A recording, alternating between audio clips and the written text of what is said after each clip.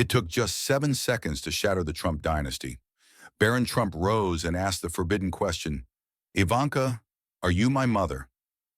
Millions watched as Jasmine Crockett pressed for the truth. Ivanka sat paralyzed, and Donald Trump struggled to hold his empire together. The silence was deafening, the evidence unstoppable. Could this single question expose the deepest secret of America's most controversial family? Hold tight, what you're about to see could rewrite history before your eyes. The studio didn't feel like television. It felt like a courtroom carved into steel. The lights glared down like searchlights, the crowd pressed forward in their seats, and millions of Americans sat frozen at home, waiting for history to blink. Every camera was already pointed toward the Trump family, anticipating drama, but not this. Then in a voice that carried further than anyone expected, Barron Trump stood. His chair scraped against the floor, the sound slicing through the hush. He was taller now, a shadow stretching over his father's empire. His lips barely moved, but the words detonated. "Ivanka, is that my mother?" The entire room collapsed into silence. A senator dropped his pen. A producer in the booth swore under his breath. Online feeds exploded with exclamation marks. The lens zoomed on Ivanka. Perfect hair painted calm, but her throat didn't move. No denial. No protest. Nothing. Across from her, Donald Trump leaned into the microphone, voice clipped, almost rehearsed. "This is vile. A coordinated attack. My family will not be mocked." And from the corner, Jasmine Crockett rose. Her voice wasn't loud. From the panel, Judge Merrick Garland raised an eyebrow. Senator Dick Durbin whispered into the mic. He didn't say no. Did you hear that? Jasmine Crockett rose slowly. No theatrics, just steel in her tone. "Mr. Trump, sometimes silence is stronger than confession. America is not blind. Your son deserves an answer." Trump's jaw clenched. "Don't lecture me, Congresswoman. You've never built an empire. You've never carried a family name that defines history." Jasmine shot back, voice colder. "An empire built on secrets is a house of cards. And tonight, it's shaking." Ivanka lowered her eyes. Melania turned away. The studio buzzed like a courtroom on the edge of a verdict, and Barron Stone still refused to sit down. Donald Trump leaned into the microphone, calm but cold. "My family has been attacked by fake news more times than I can count, and now even my son is being taken advantage of. This is disgraceful." Gasps rippled. Some nodded in sympathy, others shook their heads. Judge Amy Berman Jackson, seated near the panel, scribbled a note. Senator Sheldon Whitehouse whispered, "Classic deflection attack." The press dodged the question. Jasmine Crockett didn't raise her voice. She tilted her head, eyes locked on Ivanka, then turned to Trump. "If it's just fake news, why didn't Ivanka deny it right away?" The air grew heavy. Ivanka's hands clenched in her lap, eyes fixed on nothing. Melania sat rigid, her face carved in stone gaze, refusing to meet her son's. Trump shot back louder now. "Because she doesn't owe you or this circus an answer. My daughter is above this trash." Jasmine stepped closer, voice still soft but sharper than glass. "Above truth, above her own brother's question, Mr. Trump family's answer. Liars deflect." The crowd erupted, half clapping, half booing. Judge Merrick Garland leaned forward, his expression unreadable. A reporter from the Washington Post muttered, "That line will be tomorrow's headline." Trump's jaw tightened, his words laced with venom. "You are nothing but a political opportunist. You attack my blood because you can't touch my record." Jasmine's reply cut through like a blade. "Your record is not on trial tonight. Your silence is, and America is listening." The camera zoomed again on Ivanka, still mute, still frozen. Whispers rolled through the chamber like thunder under the floor. Senator Richard Blumenthal leaned toward Senator Mazie Hirono, his voice barely audible. "Trump makes sense when he talks calmly, but Ivanka's silence, it's heavier than his words." Across the aisle, Judge Brett Kavanaugh scribbled notes, his face unreadable. Commentators in the press row murmured into their recorders, each sentence sharper than the last. CNN's Jake Tapper muttered, "Viewers at home are seeing the split-screen Trump defiant, Ivanka mute. That silence is screaming." Trump adjusted his tie, his tone steady. "We've been living under the media spotlight for decades. If there was something to hide, it would have been exposed long ago." My family is strong. We endure. Some in the audience clapped cautiously. A woman in the front row whispered, "He sounds convincing, but why won't she speak?" Jasmine Crockett leaned forward, a slow smile curling across her lips. "Every secret comes to light, Mr. Trump. The question is not if, but when." Trump's eyes narrowed. "You think you're clever? You're just recycling tired attacks. This is theater, nothing more." Jasmine's voice snapped back, quiet but razor sharp. "No, this isn't theater. It's testimony. And America's watching Ivanka sit in silence while her brother begs for truth." A gasp spread through the studio. Garland looked up sharply, his pen halting mid-stroke. Trump's calm veneer cracked for half a second, just enough for the cameras to catch the twitch of his jaw. And Ivanka. She stared straight ahead, her stillness drowning out every word. Trump straightened the mic, voice even cadence controlled. "You've seen this playbook before. Other presidential families were smeared too. The Kennedys were buried under rumor, the Bush twins were hounded, the Obamas faced hoaxes for years. The press invents opponents, amplify, and the public gets used. This," he gestured toward Barron, "is the newest version. My son is being exploited." A low rumble spread across the rows. Senator Susan Collins murmured to Senator Cory Booker, "He sounds measured, but the question still hangs." On the media bench, Jake Tapper scribbled a line, calm, confident, comparative. Judge Amy Berman Jackson watched without blinking. Jasmine Crockett didn't flinch. She stepped one pace closer, palms open, voice clinical. "Examples aren't evidence, Mr. Trump. Rumors from other eras don't answer a present fact. We're not litigating history, we're clarifying one child's origin." Trump's reply was velvet-coated steel. "Clarifying, you're staging a circus. You wave innuendo and dare us to dignify it. My family has lived under Klieg lights for decades. If anything were there, it would have surfaced." Jasmine's smile was thin. "Then prove it cleanly." 3 steps. 1. Ms. Ivanka signs a sworn declaration under penalty of perjury that she is not Barron's biological mother. 2. Authorize an HHS-certified lab to conduct independent testing with a court-appointed special master to maintain chain of custody. 3. Release the original hospital registration names of the attending physician and guardian of record unredacted. A stir. From the witness table, former HHS counsel Linda Chavez leaned to a staffer. "Chain of custody is standard. Nothing exotic there." A DOJ liaison, Mark Ellison, spoke into his handheld, "feasible within 24 hours if they consent." Trump's jaw set. "You don't get to rifle through private medical files because you want ratings." HIPAA exists. Families deserve boundaries.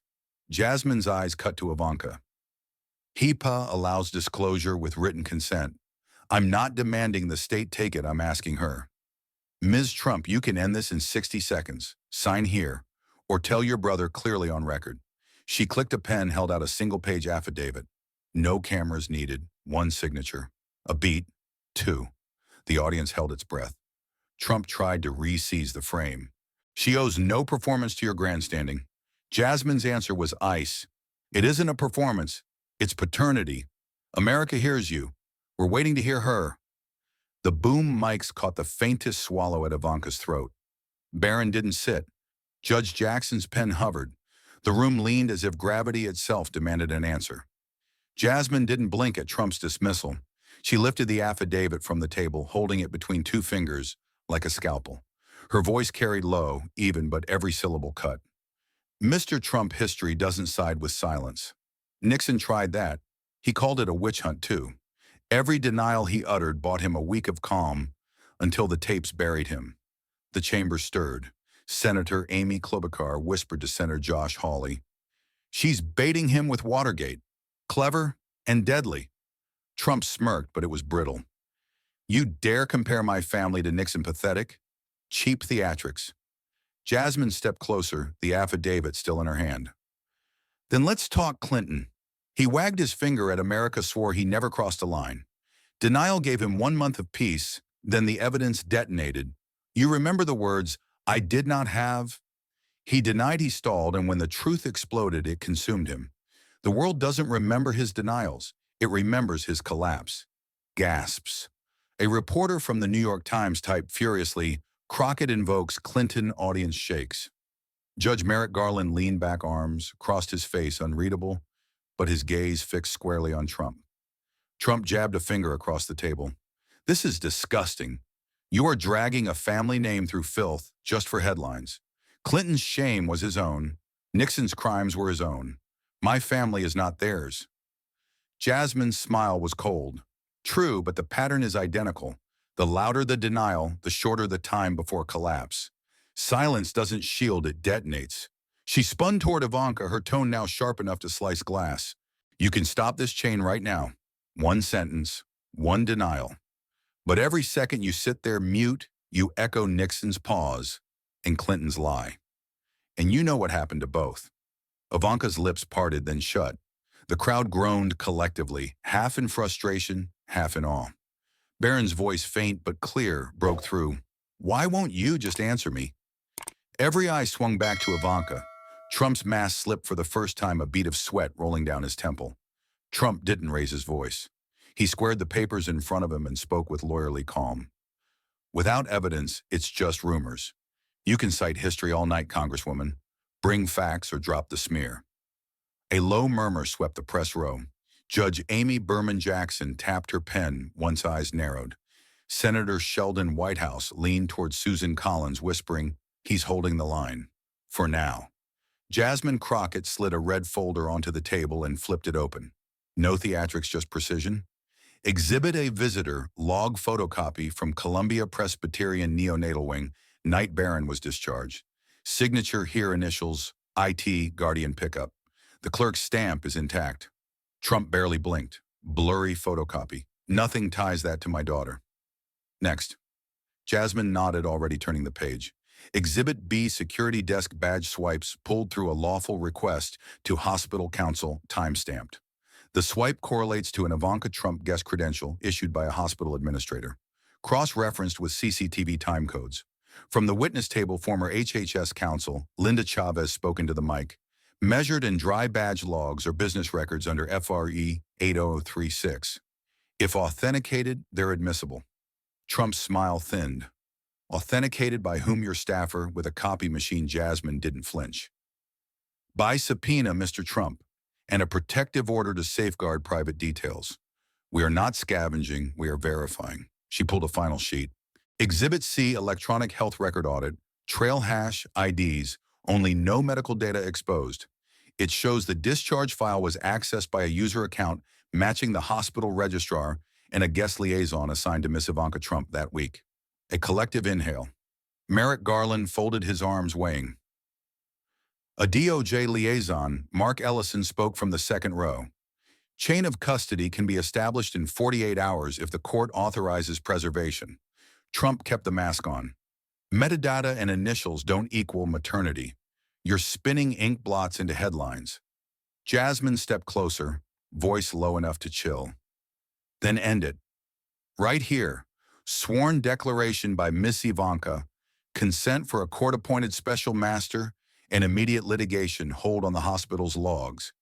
If I'm spinning, your signature will stop the wheel." He stared at the paper. Cameras tightened. A bead of sweat traced down his temple, and he dabbed it away as if nothing had shifted. "My family will not be bullied into surrendering private records for your ratings." Jasmine's answer cut clean. "Not for ratings for Barron. America just heard you demand evidence. I've shown the map to it. Will you walk the last 10 feet? All eyes swung to Ivanka. Her fingers trembled, once then locked. Barron didn't look away. Judge Jackson's pen hovered, waiting. The air in the chamber thickened, every breath measured. From the second row, Congressman Jamie Raskin, holding a sealed packet, rose with deliberate weight.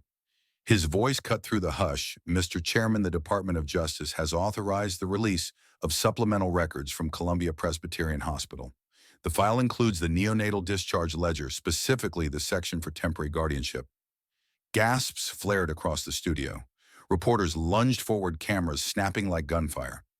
Raskin laid a single sheet onto the desk in front of Jasmine Crockett. She spread it open with surgical calm.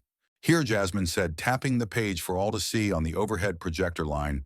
13, patient male infant. Discharge date matches Barron Trump's birth week. Under temporary guardian, Ivanka Trump. Full name typed, signature initialed. The crowd roared. Judge Merrick Garland adjusted his glasses, leaning forward. Senator Durbin muttered, "That's not clerical. That's intentional." Trump remained seated, hands folded. His voice was slow, almost paternal. "This is absurd. A nurse typing Ivanka's name in a box is not evidence of maternity. Hospitals make clerical mistakes all the time. Entire lawsuits exist because of data entry errors." Jasmine struck back, her voice sharpened. "Clerical errors don't survive multiple checks, Mr. Trump. The document is stamped by 2 hospital administrators, 1 registrar, and verified by a discharge nurse. That's 4 signatures, 4 professionals who signed off." The murmurs deepened.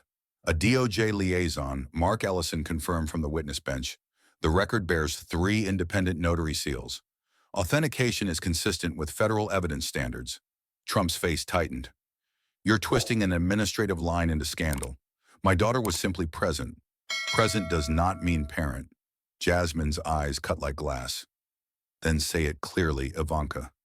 Look at your brother and say you were not his guardian that night." "America will listen." Ivanka's lips pressed together, white as chalk. Her silence thundered. Barron's voice cracked, soft but audible. "Why would your name be there at all?" The room convulsed, gasps, whispers, a wave of disbelief. Garland's pen froze midair. Trump snapped louder now, abandoning his calm veneer. "Because lies find their way into every file, because enemies plant seeds, this is nothing but weaponized paperwork." Jasmine leaned closer, her tone deadly calm. "4 signatures, 3 seals, 1 name. Tell us again, Mr. Trump, who's really being exploited here, your family or the truth?" Trump stayed composed, his hands folded neatly on the desk. He insisted that paperwork from hospitals was often flawed, nothing more than clerical mistakes. In his telling, a misplaced name in a discharge form meant nothing. "Don't turn typos into conspiracies," he said. His voice was calm, but the room was far from convinced. Jasmine Crockett didn't raise her tone. Instead, she laid out the records like puzzle pieces. She spoke with the clarity of a teacher walking through a lesson. No frills, no drama, just facts.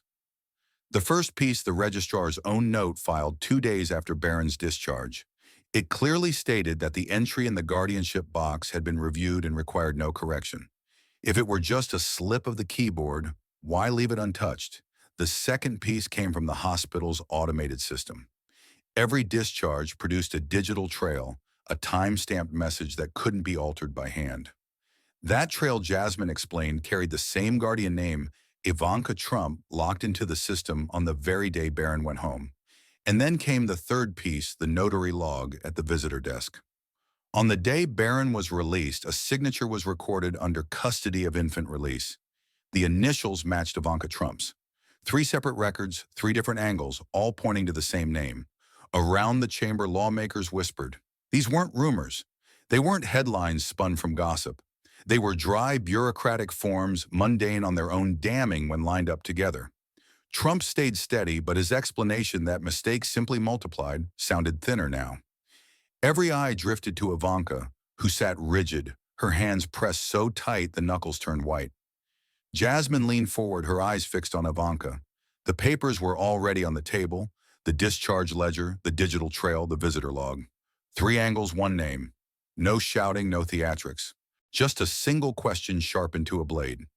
If it was really wrong, Jasmine asked, her voice steady, "Why is Ivanka silent?" The words landed like a hammer on marble. The chamber froze. Cameras zoomed in, catching the twitch of Ivanka's jaw, the tight clasp of her hands. Not a word left her lips. From the bench, Judge Merrick Garland shifted uncomfortably, pen hovering but not moving. Senator Amy Klobuchar muttered to a colleague, "One denial, that's all it would take." The audience held their breath. Trump tried to fill the void. He leaned into the mic, voice sharpened.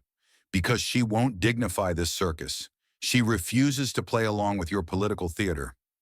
Jasmine didn't break eye contact with Ivanka.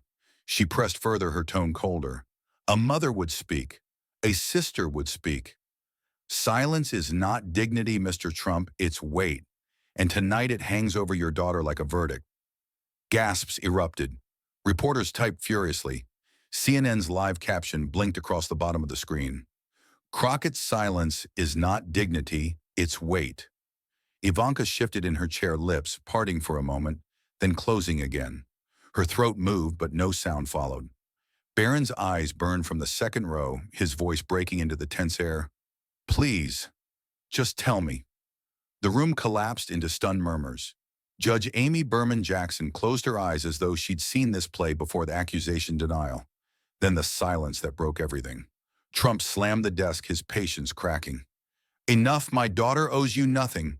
Jasmine turned to him, at last eyes sharp. She owes her brother the truth. And right now the whole country can see she won't give it. The silence stretched unbearable, every second heavier than the last. The dynasty's armor wasn't breaking from shouts. It was shattering under Ivanka's refusal to speak. The silence hung like a noose. Ivanka's lips pressed shut, her hands rigid in her lap. The weight of her refusal filled every corner of the chamber.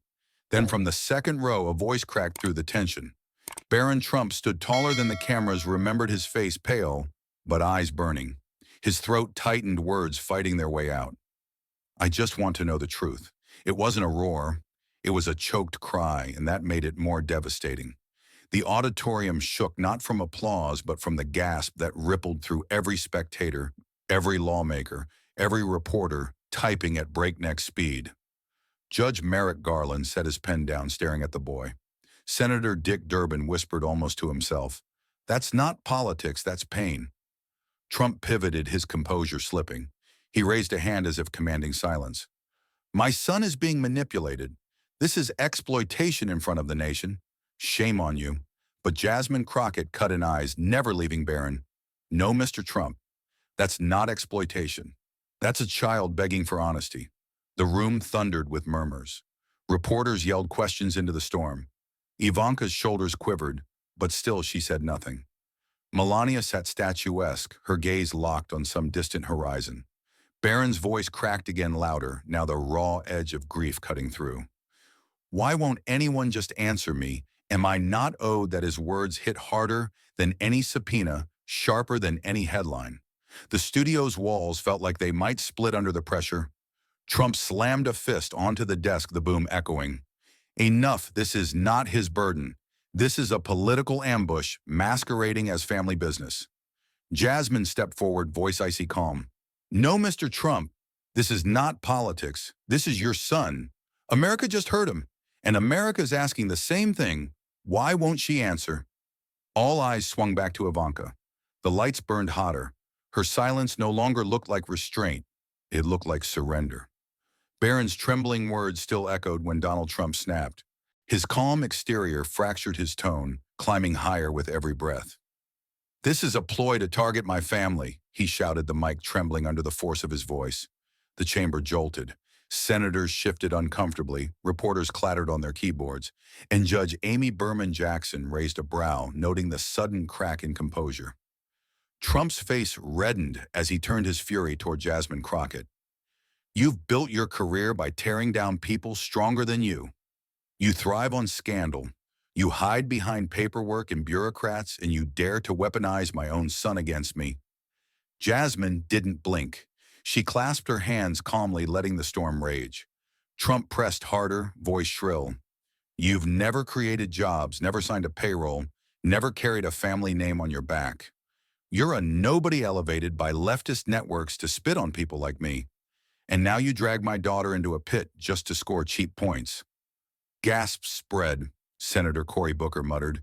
He's unraveling, attacking her, not the facts. Jasmine rose slowly, her gaze sharp. Her reply was soft but cutting. You call this a ploy? It was your son's cry, not mine. America just heard him beg for truth. No document can wound you deeper than those words. The audience roared, half in outrage, half in applause. Trump slammed his palm again, veins straining on his neck. This is entrapment, a setup from day one. You don't care about truth, you want headlines, from the witness table. DOJ liaison Mark Ellison spoke firmly. The records presented were authenticated under seal. No press, no politics, just procedure. The statement undercut Trump's tirade, but he barreled on, jabbing a finger toward Jasmine. You're nothing but a radical puppet. You've never faced the fire I have. You'd collapse under the weight of scrutiny. Jasmine leaned closer to her mic, her eyes locked on him. Scrutiny doesn't crush truth, Mr. Trump. It refines it. And tonight it's your silence and hers that speaks louder than any insult you can hurl. The room erupted again. Ivanka sat stiff, her face pale. Barron's eyes glistened, fixed not on his father, but on Jasmine. The echo of Trump's accusations still rattled when Jasmine leaned into her mic. Her voice was steady, slicing through the air like glass. A child can't be a conspirator. This is the voice of the truth. The chamber fell into silence. Reporters froze mid-sentence. Judge Merrick Garland tilted his head, his pen stilled.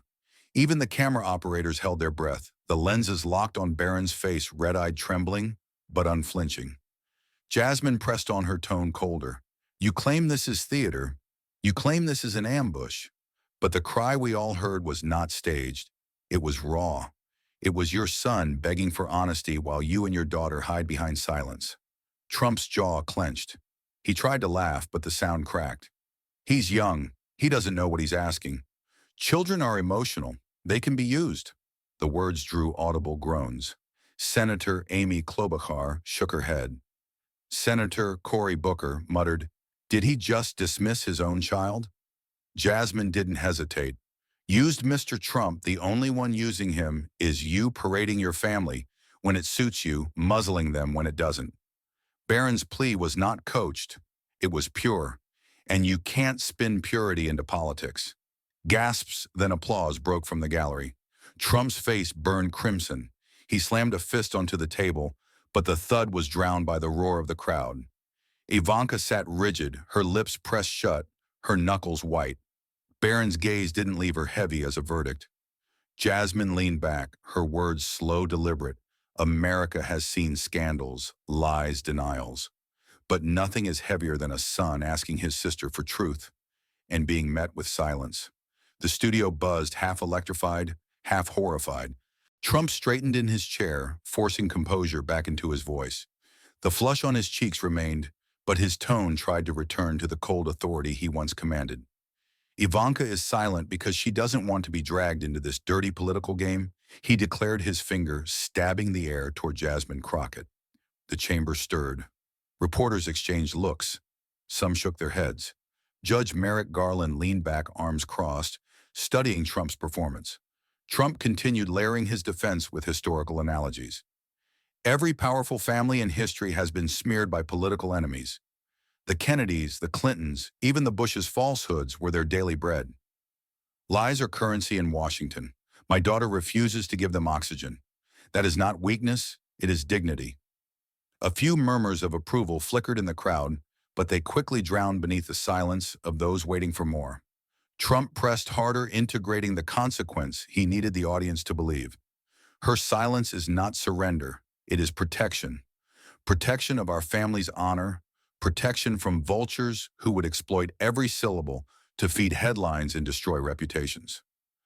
The words echoed across the studio, but something else carried more weight, the lens of the camera. The director cut to Ivanka. Her eyes glistened, fixed on the desk in front of her. Jaw rigid, hands twisted together so tightly her knuckles whitened. She looked less like someone exercising restraint and more like a prisoner locked inside her own stillness. CNN's Chiron flared red at the bottom of the broadcast. Trump, Ivanka's silence, coronation, dignity. Audience divided. Jasmine leaned forward, her eyes never leaving Ivanka. She didn't speak, not yet. She let the silence grow until it roared louder than Trump's defense. Reporters' pens scratched the sound, filling the void. Senator Elizabeth Warren, seated nearby, whispered, "That's not dignity. That's fracture." Trump adjusted, his tie, voice tightening. "Do not mistake her quiet for guilt. This is the only way to keep enemies from feasting on her words. We will not let them weaponize family." But the screen stayed fixed on Ivanka, her silence magnified into millions of homes. The image told a different story, one no speech could erase. Every second her lips stayed sealed, the crack widened. The nation saw not a fortress, but a fissure. And the silence Trump praised as noble now looked like surrender under the brightest lights. Jasmine rose slowly, her chair scraping against the floor with a sound that cut through the chamber. Her eyes locked on Trump, but her words were aimed directly at Ivanka. If silence is strength, she said, voice low, but steady today, it is a burden. The phrase dropped like a stone in water, sending ripples across the room. Reporters leaned forward, pen suspended midair.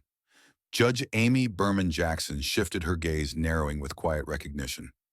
Jasmine lifted a single sheet of notes, but barely glanced at it. Her tone was sharper than any document. History teaches us one thing: silence and denial always end in collapse. Nixon tried it. Clinton tried it. They thought refusing to answer would shield them. But the longer they stayed quiet, the louder the truth became, and when it broke, it was devastating. Gasps stirred. Senator Cory Booker whispered to Senator Mazie Hirono, "She's tying Ivanka's stillness to two of the most infamous downfalls in modern politics." Trump leaned into his microphone, attempting to reclaim control. His voice rose not in volume, but in urgency. "This circus is shaking the markets. Investors are watching. America is being weakened by this endless witch hunt." The words were familiar, recycled from 1,000 rallies. But this time they landed flat. The repetition felt hollow, a tired script against Jasmine's precise strikes. And then the cameras betrayed him. The lenses zoomed tight on his face, catching the bead of sweat sliding from his temple down his cheek. He raised a hand to wipe it, but the gesture only underscored the pressure. Jasmine didn't pause. She stepped closer to the table, her presence cutting through his excuses. "Markets don't crumble from questions, Mr. Trump. They crumble from lies. And the only thing weakening this nation right now is the refusal to answer a son's plea." The gallery erupted, half applause, half shouts.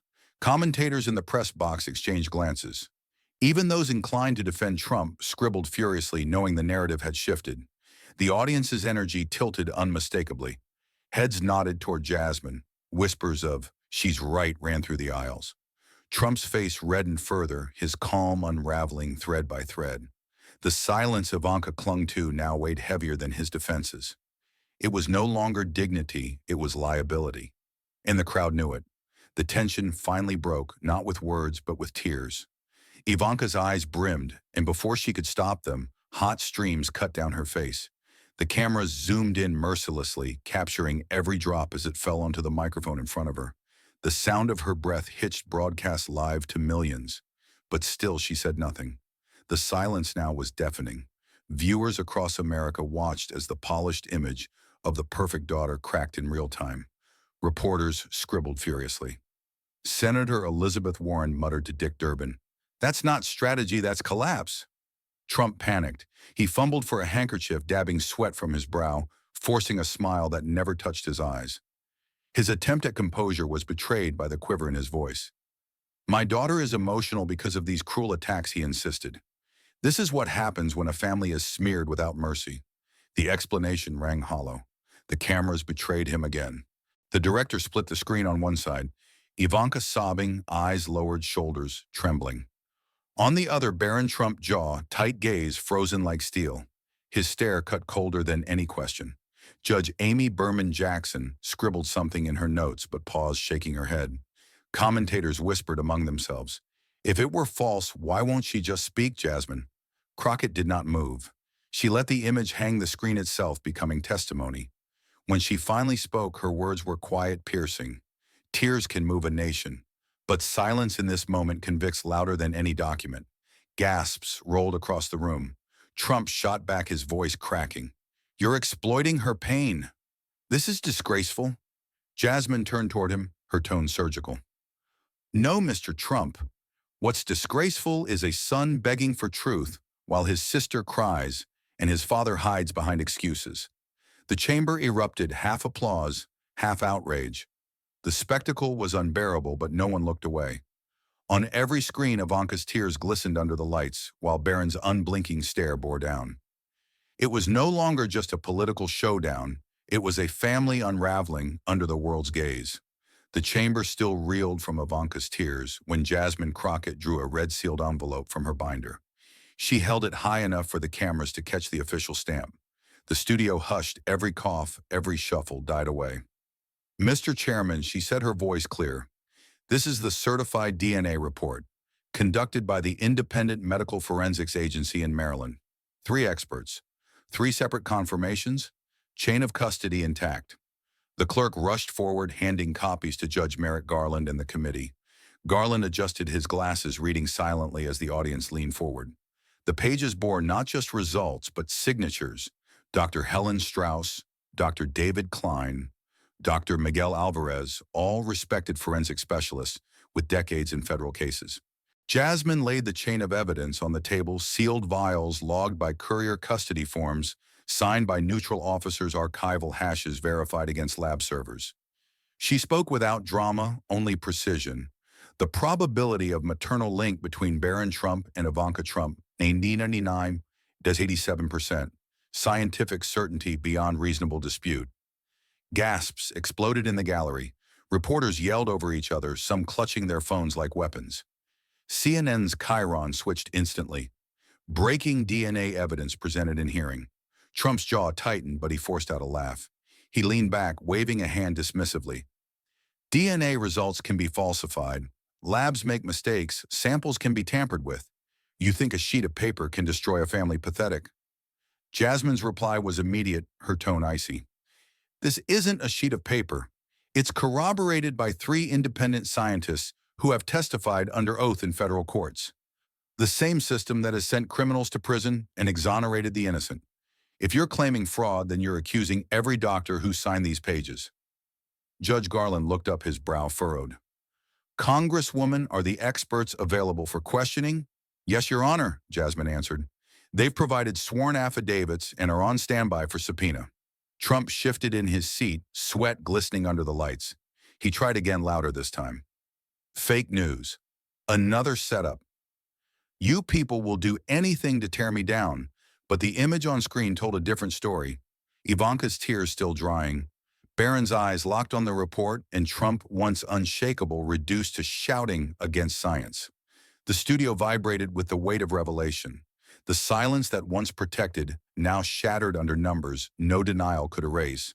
The chamber exploded the moment Jasmine's words echoed, 99.87% probability. Gasps turned into shouts, cameras' word phones lit up with breaking alerts. The energy was a storm, and Donald Trump stood at its center. At first he forced a grin, but the corners of his mouth twitched. His jaw tightened. His hand trembled against the table before he slammed it down with a thunderous crack. Fake news, he roared, the microphone distorting under the force of his voice. This is all fake lies made in some backroom lab. The audience erupted, not in support, but in shock. Reporters leaned over the press rail, scribbling furiously. Senator Cory Booker whispered to Senator Elizabeth Warren, "He's cracking. Right here. Right now." Trump's face grew crimson, sweat dripping down his temple. He jabbed a finger toward Jasmine's spittle flying with every word. You are ruining the image of this nation. You are handing our enemies ammunition, sowing division for the world to see.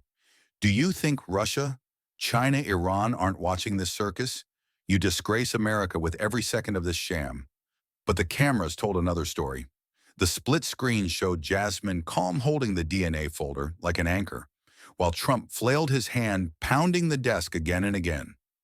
His shouts drowned in the roar of the crowd, but his panic was what people saw more than his words, more than his warnings. Judge Merrick Garland raised a brow, pen frozen mid-note. The mask of judicial neutrality faltered for a moment as he glanced at Trump with something close to disbelief. Trump tried again, voice cracking with the strain. You are tearing my family apart on live television. You are destroying my children. This is cruelty at its worst. Jasmine didn't raise her voice. Her reply was a whisper that cut sharper than his scream. No, Mr. Trump. Cruelty is leaving your son to beg for truth while you hide behind denial. The studio gasped. Barron's face appeared on screen, his eyes wet but unyielding. Ivanka sat motionless. Her tears already dried her silence louder than Trump's rage. Trump slammed the table once more, veins bulging on his neck. This will not stand. This is treason against the presidency, treason against the people. But no one applauded. No chants, no cheers. The once iron image of strength had fractured into the side of a man raging against documents, against silence, against his own unraveling dynasty. The audience leaned further toward Jasmine, now sensing the tide had shifted completely. The echoes of Trump's rage still rattled the chamber when a new sound cut through the scraping of a chair. Barron Trump rose slowly, taller than the cameras remembered his frame, rigid yet trembling. The audience fell silent, as though the air itself had been vacuumed from the room. His voice wavered at first, but then steadied, every syllable carrying a weight no denial could erase. "I don't need you to deny it," he said, eyes locked on his father. "I just want to hear an answer from Ivanka." The words landed like a gavel strike. The chamber convulsed, gasps, shouts, murmurs colliding. Reporters sprang to their feet, typing frantically, their screens glowing like fireworks. Judge Amy Berman Jackson lowered her glasses, her pen stilled midair. The cameras pivoted instantly, framing Ivanka. Her head dropped, her long hair cascading forward like a curtain, shielding her face from the lights. Her shoulders shook, her lips quivered, but not a sound escaped. Trump roared over the storm, his face flushed, veins bulging on his neck. "This is manipulation. This is child abuse on live television. My son is being used like a pawn," but the split screen betrayed him. On one side, Trump screaming fists, slamming the desk, spittle at the corners of his mouth. On the other, Jasmine Crockett standing tall, her face composed, her hands steady on the table. Between them, Ivanka bowed, her silence suffocating, and Barron unshaken, his voice replayed in endless loops by the broadcasters. Jasmine turned toward Barron, her expression softening for the first time all night. "The truth," she said quietly, "is never abuse. It's the only gift worth giving." The words cut deeper than any accusation. The crowd erupted applause mixed with cries, the sound shaking the rafters. Trump tried to drown it out, shouting until his voice cracked. "You want to destroy us. You want to dismantle my family, my legacy. This is treason against blood." No one flinched. The lens zoomed back for a wide panorama. Trump raging, red-faced, Jasmine unmoved, Ivanka trembling in silence. Barron standing tall, though his hands shook. The contrast was electric, every frame a symbol of fracture. Senator Cory Booker whispered to Elizabeth Warren, "History isn't watching Trump anymore. It's watching his children." The screen froze for a split second on Ivanka's bowed head. Viewers across America whispered the same question: was her silence protection or admission? And in that unbearable pause, the Trump dynasty looked less like power and more like implosion. The hearing hadn't ended before the first alerts hit phones across the country. CNN's breaking banner flashed crimson: "Trump dynasty cracks." Within minutes, Fox News cut from its regular programming, showing a split screen, Jasmine Crockett, calm Barron pleading, and Ivanka's face buried in her hands, tears falling in silence. The New York Times homepage carried a single still photo, Ivanka mid-sob, Barron staring at her, captioned, simply the unspoken confession. Every outlet spun the same narrative: the most polished jewel of the Trump brand had shattered under the brightest lights. No denial, no defense, just tears. And America saw it as louder than words. Commentators scrambled to explain the fallout. MSNBC's Rachel Maddow called it a generational implosion of myth versus reality. Conservative columnist George Will wrote the dynasty that claimed strength was felled not by enemies, but by silence within its own walls. Even right-leaning outlets couldn't avoid the image. Ivanka's breakdown had become the symbol of collapse. Trump, red-faced and furious, reached for his phone the moment he left the chamber. His Twitter post hit seconds later. "This is the biggest fabrication in American history.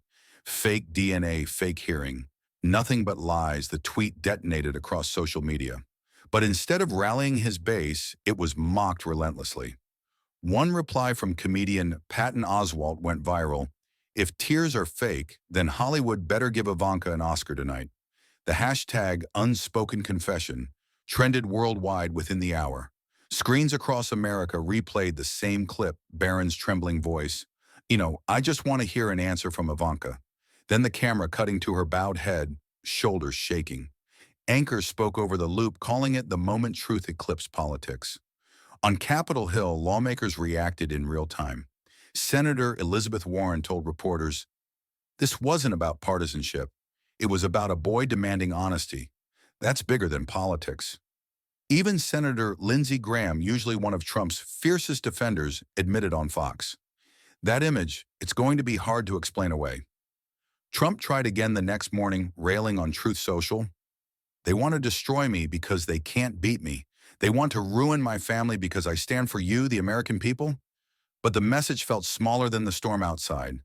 Editorial boards, late-night comedians, and even foreign papers echoed the same conclusion the tears had done, what investigations, impeachments, and scandals never could.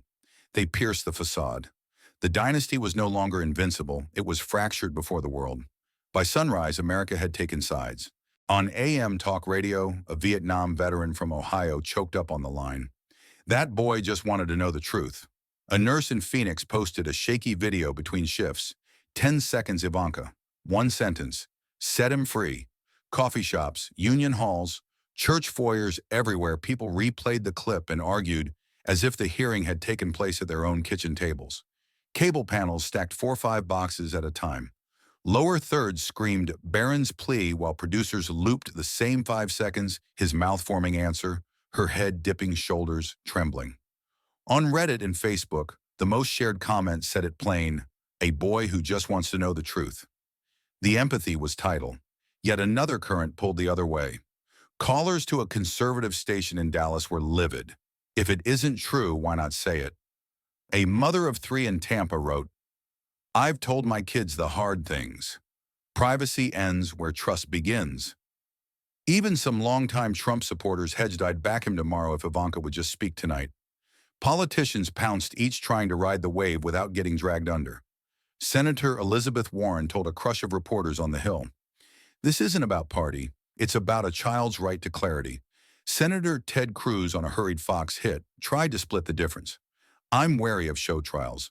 But as a dad, I'll say this, answering your kid isn't partisan. The clip ricocheted across timelines precisely because it sounded like the middle America suddenly wanted. Polling snapshots began to flicker on screen. A quick overnight survey, unscientific but everywhere, showed a solid majority saying Ivanka should make a statement, even if brief, even if only addressed to Barron. Hashtags dueled, stand with Barron, let her be unspoken confession. Meme accounts turned Trump's desk pounding into gifs. Others froze on Ivanka's downcast face with captions that felt like verdicts. Then came Trump's reply, tapped out on his phone in blocky, furious cadence. People are making my family a joke. Cable hosts read it aloud in unison, and the sentence boomerang. For supporters, it proved the cruelty of the moment. For critics, it sounded like surrender, a strong man complaining about laughter. Donors whispered to reporters off the record, we need daylight between the campaign and this.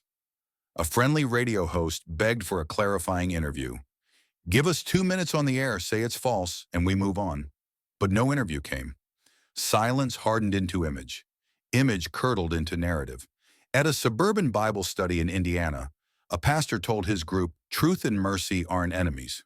A retired teacher in Milwaukee wrote to the local paper, I'd have taken my son to a back room and answered him. Then I'd have faced the rest of you. In barbershops and break rooms, people nodded.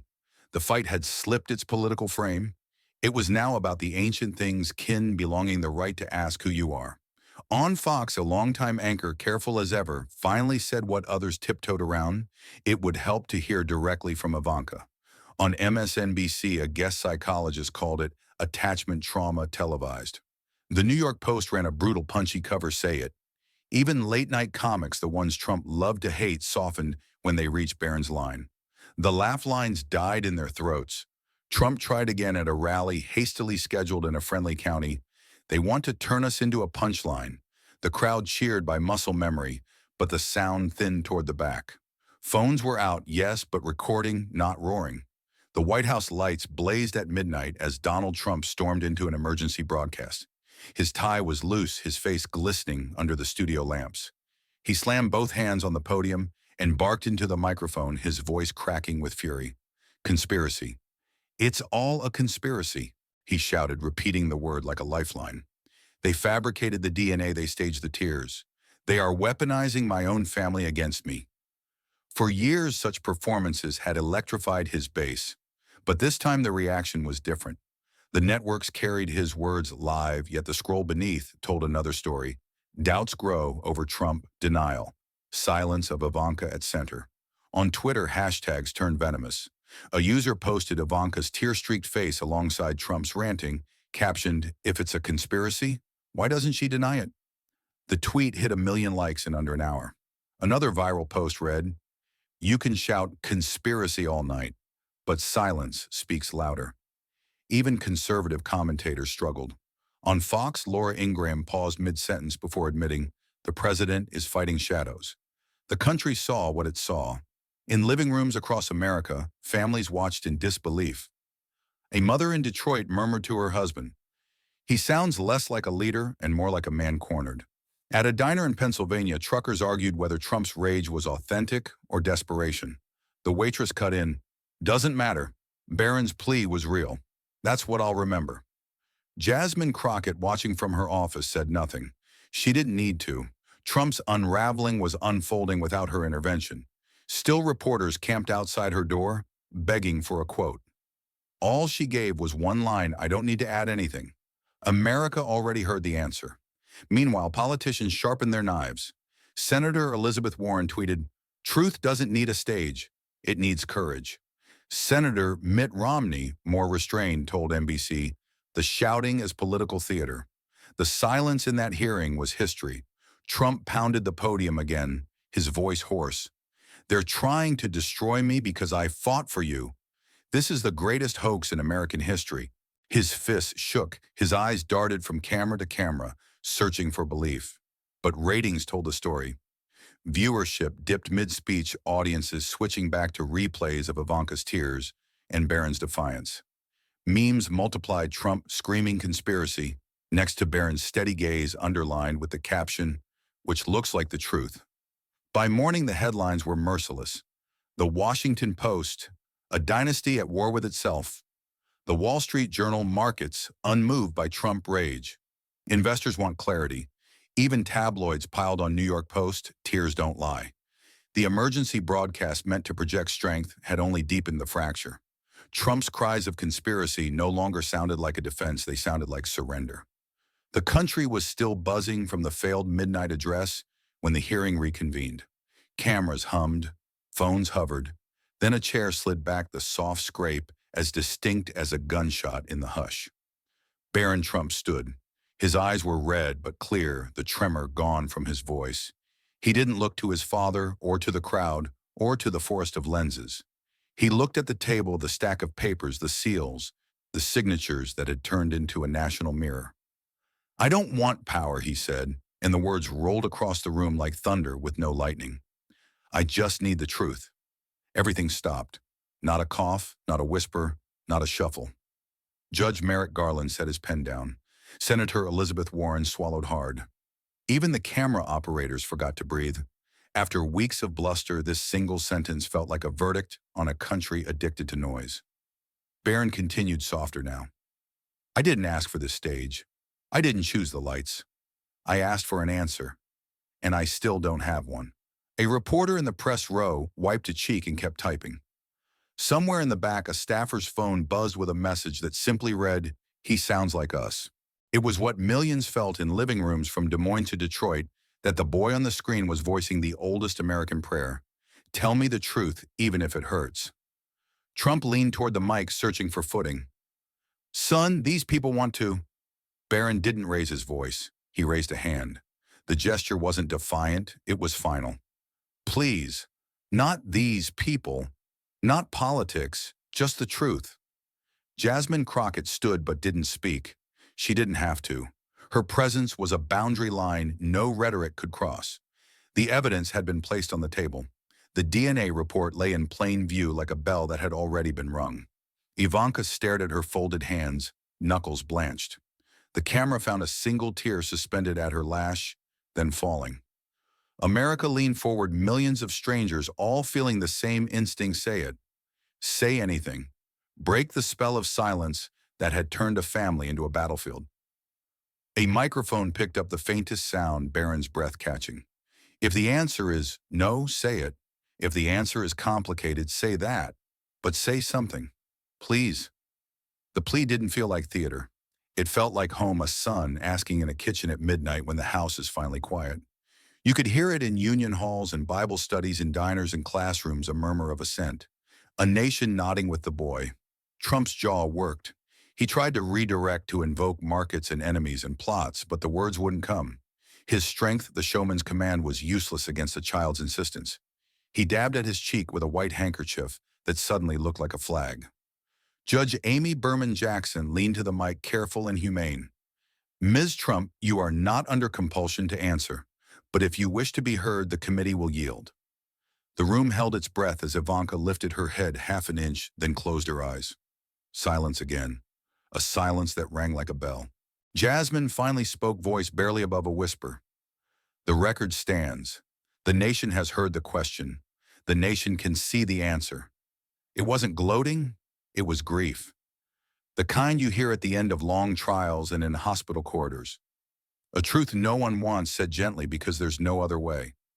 Senator Ted Cruz, stone-faced all morning, shifted in his chair and stared at the table. Senator Cory Booker bowed his head. Across the aisle, a conservative columnist texted a friend, "No spin left. This is human." Barron exhaled. He didn't shout. He didn't weep. He did the bravest small thing an American can do. He stayed standing. "Whatever I learned today," he said, "I'll live with it. I'll forgive it, but I won't live without it." There it was, the line that split the country and stitched it up all at once. A boy asking for honesty, not as a weapon, but as a way to breathe. Trump looked at him, and for the first time all night said nothing. Phones lit up, not with memes, not with rage posts, but with text messages that traveled like a pulse. "Did you hear him? That's my son. That's me." The gavel didn't fall. It didn't need to. The moment itself had adjourned the arguments. The chamber was still humming with Barron's plea when Jasmine Crockett rose to her feet. Her hands pressed against the desk, her voice steady but sharp enough to slice through the air. "The truth doesn't need to be screamed," she declared. "It only takes one person to dare to face it." The words hit like a hammer. For a second, no one moved. Then the audience erupted, rows of people rising to their feet, thunderous applause rattling the walls.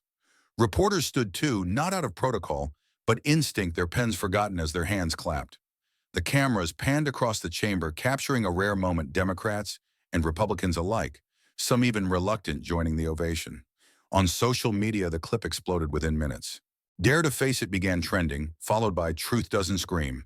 Instagram flooded with reels showing Jasmine at the podium, her words subtitled in bold white letters, reshared millions of times in less than an hour.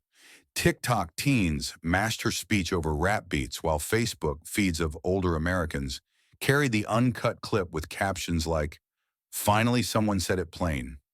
Trump slumped in his chair. His posture told a different story than his words ever could, shoulders hunched, eyes darting. The once fearless performer looked small under the lights that had once elevated him. He reached for his water glass, hands shaking as he brought it to his lips, but the cameras zoomed close enough to catch it. Ivanka didn't move. Her lips pressed tight, her hair shielding her face. The silence she had carried all night had now fossilized into something unshakable. The public no longer saw dignity and restraint. They saw avoidance.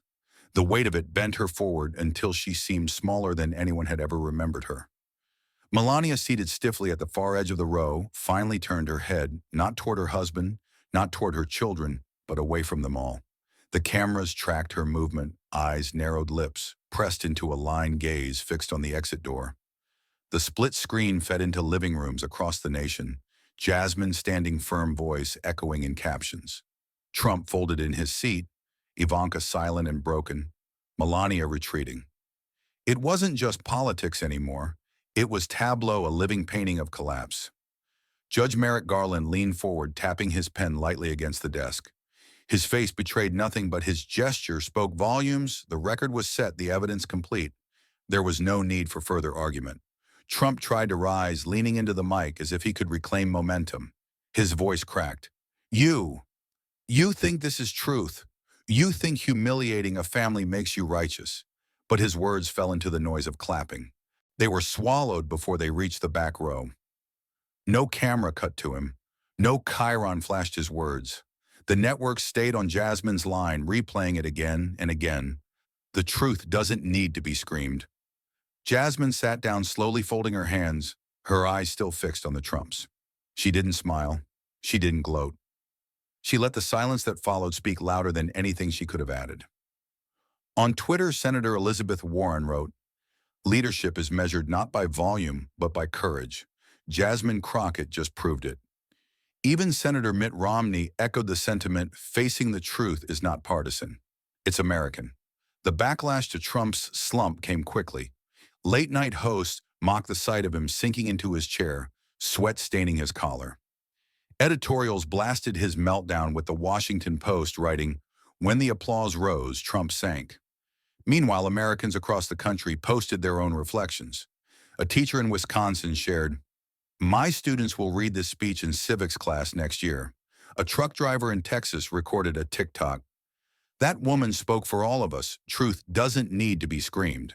Inside the chamber, the applause finally subsided, but the echo lingered. Barron looked toward Jasmine, then back to his father. The gulf between them seemed too wide to bridge. Trump sat frozen, unable to answer his son's gaze. Ivanka's silence thickened the air. Melania's turned-away face sealed the image, and Jasmine's words clipped cold, unflinching, hung like a verdict no one could appeal. The chamber sat under a suffocating silence, the echo of Jasmine Crockett's words still vibrating in the rafters. Barron Trump, his eyes red, remained standing. The boy who had grown up in the shadows was now the center of gravity in the room. His pain was raw, but it carried the weight of something larger than one family. It had become a mirror. He whispered, barely audible at first, "If truth doesn't matter here, then what chance does America have?" Gasps rippled. Even hardened lawmakers shifted in their seats. His trembling voice, stripped of politics, carried a power no poll or campaign slogan could conjure. Senator Cory Booker leaned forward, his hand pressed against the desk. "This is no longer about the Trump family," he said quietly. "This is about all of us. A son's plea is the country's plea." His microphone caught it, and suddenly the sentiment spread beyond the chamber. The cameras panned from Barron to Ivanka, her face streaked with tears. Still, she could not speak. Each second of silence drove the knife deeper. To the public, her silence was no longer neutral. It was testimony. Donald Trump thrashed in his seat, slamming the desk with a fist. "This is exploitation. My son is being used as a pawn." His face crimson, his collar soaked, his gestures frantic. But this time, not even his most loyal allies defended him. The spectacle had gone too far. Jasmine rose again, her gaze locked on Trump. "A child cannot be a pawn when he speaks his own truth," she said. "And if you call that exploitation, then you're admitting that truth itself is your enemy." The words struck like lightning. Trump froze mid-sentence, his rebuttal caught in his throat. His image as the man of strength fractured. On the split screen, anchors narrated with awe. CNN's Kyron screamed, "Barron demands truth. Trump implodes." On Fox News, even the loyal commentators hesitated, one muttering, This is devastating optics." In homes across America, the symbolism sank deep. A father avoiding his son's question, a daughter refusing to deny, a mother turning her head, and a boy barely grown demanding the honesty denied to him his entire life. The parallels were not lost. Editorials compared Barron's voice to the American people long silenced by corruption, longing for honesty in a system built on half-truths and cover-ups. The New York Times headline the next morning would read, "When family lies, the nation suffers." Justice Sonia Sotomayor, observing from the bench, leaned into her mic. "History shows us, Watergate, Iran, Contra Lewinsky, that secrets destroy more than they protect." Her words, judicial and measured, reinforced Jasmine's point. This was no longer a rumor. This was the principle. The audience erupted into chants. "Tell the truth. Tell the truth." The chants spread like wildfire, filling the chamber, then pouring onto the streets where protesters had gathered outside with signs and flags. Live coverage captured the moment. America itself seemed to demand an answer, not about bloodlines, but about integrity. Trump, cornered, tried one final defense. "If you break the family, you break the nation. Do you want to see America destroyed?" His voice was hoarse, desperate. Jasmine responded with calm steel. A nation built on lies is already broken. What rebuilds it is the truth, whether in politics or in family. Barron's hands trembled, but he raised his chin. His words came clear, stronger than before. I don't want power. I don't want a legacy. I only want honesty. The hall froze. Millions watching at home leaned forward. That single statement carried the moral weight of a generation. It wasn't about dynasties anymore. It was about trust, the foundation of both households and republics. In that instant, Barron's pain became symbolic. He was every citizen betrayed by false promises. Every worker is misled by spin. Every child fed fairy tales instead of facts. The nation saw itself in his brokenness. Jasmine turned to the cameras, her final words deliberate. Truth in a family is just as vital as truth in government. When one is corrupted, the other falls. The ovation that followed was not just applause. It was release catharsis, a collective exhale after decades of deception. Trump sat motionless, drenched in sweat, the chant of truth rising around him. Ivanka's bowed head was looped endlessly by networks, her silence played as a confession. Melania never turned back. And Barron. He remained standing, his eyes filled with tears, but his spine unbroken, embodying a nation forced to choose between comfort and reality. This hearing has shown us one timeless lesson. Truth is not a weapon, it is a light. In families and in nations, silence can protect for a moment, but only honesty can endure. When a young voice dares to demand clarity, it echoes the cry of millions who long for integrity. Ask yourself in your own life, what silence must you break and what truth must you stand for? This video is created for educational and inspirational purposes under fair use, not to defame or attack any individual. Thank you for staying with us until the very end. It means the world. If this story moved you, please like, subscribe, and share so more voices can join this journey.